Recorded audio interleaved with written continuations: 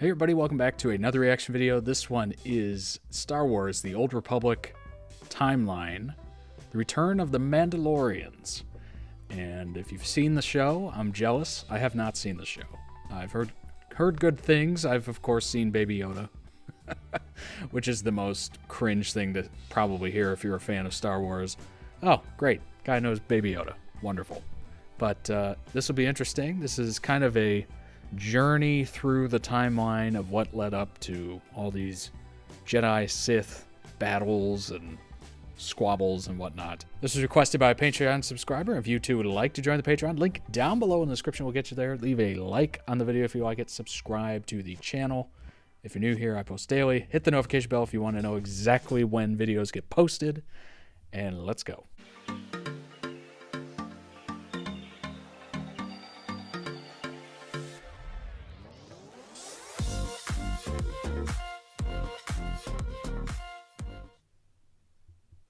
I gotta bring that volume down. Try not to blow anybody's eardrums out.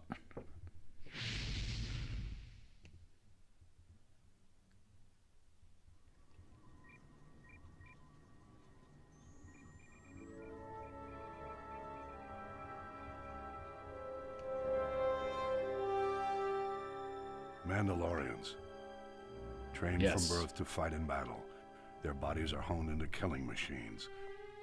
These independent warrior nomads have challenged the Jedi for centuries. The Mandalorians embrace conflict and admire strength, but they are different from our dark counterparts. They are not like the Sith. Mandalorians believe confrontation is required for growth, on the personal as well as the cultural level. I get it. War is the Mandalorian way of life. Combined with their thirst for conquest, it makes them undeniably dangerous. However, we must acknowledge that their commitment to self-improvement is not unlike our own. And there's even something respectable about their rugged sense of honor. But they are not our friends. The Mandalorians' allegiance to our enemies has cost us dearly. After the Sith Empire's initial onslaught, star systems continued to fall, until the Jedi finally managed to stop the enemy's advance in the mid-rim. For the first time in decades, the Republic's Senate breathed a sigh of relief, but it was short-lived. In the arenas of Geonosis, a young gladiator had risen to prominence, calling himself the New Mandalore, a title unclaimed for centuries, a title reserved for the greatest warrior in the galaxy, a warrior worthy to lead the Mandalorians. Nice. Though it had been centuries, the descendants of the once proud culture had not forgotten the legends of the Mandalores who had gone before. Spread far and wide, working as mercenaries and bounty hunters, when the new Mandalore called, his loyal subjects came. Mandalore's call was simple: to confront the galaxy's greatest challenge and fight the legendary knights of the Jedi Order. Amassing an army overnight, Mandalore planted his forces in the path of the Hydian Way trade route, cutting off the Republic's most critical supply lines. We were initially hesitant to pull back from the battle with the Sith in the Outer Rim, but after several pleas from the Senate, the supply crisis could not be ignored. The Jedi Order answered the new Mandalore's challenge. We attacked the blockade. Our order was defeated quite profoundly. The Mandalorian blockade held strong until a day intrepid smugglers took their shot at the Mandalorians and managed to rescue the Republic. Mandalore went on to lead many of his followers to seek new challenges, while others again struck out on their own. The true enigma in the resurgence of the Mandalorians was the rise of the new Mandalore himself. I will endeavor to find clues to this enigma for my next report. Who is it, right?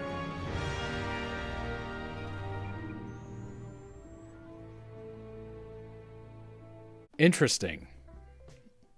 So I never had much history of the Mandalorians because I've, well, never seen the show.